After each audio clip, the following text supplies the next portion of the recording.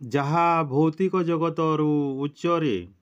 ପ୍ରେମ ଏକ ଅବିରଳ ନଦୀ ସଦୃଶ୍ୟ ବହମାନ, ଯେଉଁଠି ସାଧୁ ସନ୍ଥ ନିଷ୍କପଟ ପୁଣ୍ୟାତ୍ମା ସତ୍ପୁରୁଷମାନଙ୍କର ଦିବ୍ୟ ସ୍ଥାନ। ତାହା ହେଉଛି ଗୋଲକ ଧାମ। ଏଠି ଭଗବାନ ଲକ୍ଷ୍ମୀନାରାୟଣଙ୍କର ଦିବ୍ୟ ସ୍ଥାନ। ଏଠି ଶାଶ୍ୱତ ଲୀଳା ଆନନ୍ଦ ଗଙ୍ଗାର ସ୍ରୋତ ସମ ବହମାନ ହେଉଥାଏ। ବୈକୁଣ୍ଠପୁରକୁ ପରମଧାମ କୁହାଯାଏ। ହିନ୍ଦୁ ଶାସ୍ତ୍ରରେ ଗୋଲକ ଧାମ ଝଲକ, ଯାହା ପୂର୍ଣ୍ଣ ସେବକ ବ୍ୟକ୍ତି, ଭକ୍ତି ସେବକ, ନିଃସ୍ୱାର୍ଥପର ପୁଣ୍ୟାତ୍ମା ଏହି ସ୍ଥାନକୁ ପ୍ରବେଶ କରିବାରେ ସକ୍ଷମ ହୋଇପାରିଥାନ୍ତି। ଗୋଲକ ଧାମକୁ ସର୍ବୋଚ୍ଚ ଆଧ୍ୟାତ୍ମିକ ଧାମରେ ଶାସ୍ତ୍ରରେ ବର୍ଣ୍ଣିତ କରାଯାଇଅଛି।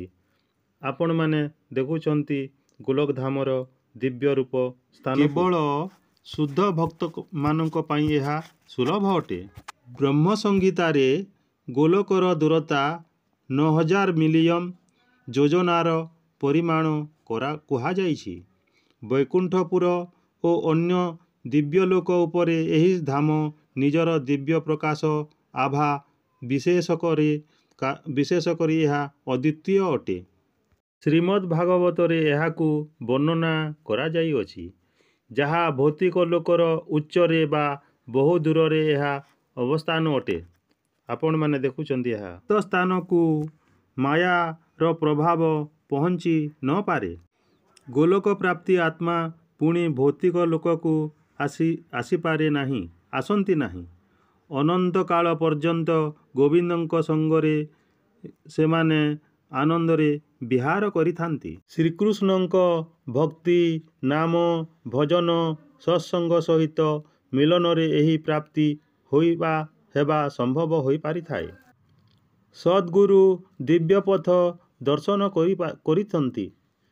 ସର୍ବଧର୍ମ ପରିତ୍ୟଜ୍ୟ ମାମେକଂ ଶରଣଂ ବ୍ରଜ, ଏହା ଭାଗବତରେ କୁହାଯାଇଛି।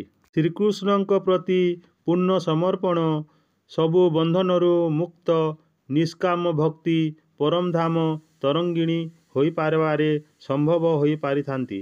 ପ୍ରିୟ ବନ୍ଧୁଗଣ, ଭିଡ଼ିଓ ଭଲ ଲାଗିଲେ ନିଶ୍ଚୟ ଲାଇକ୍ ଓ ସବସ୍କ୍ରାଇବଟିଏ କରିବେ। ନମସ୍କାର।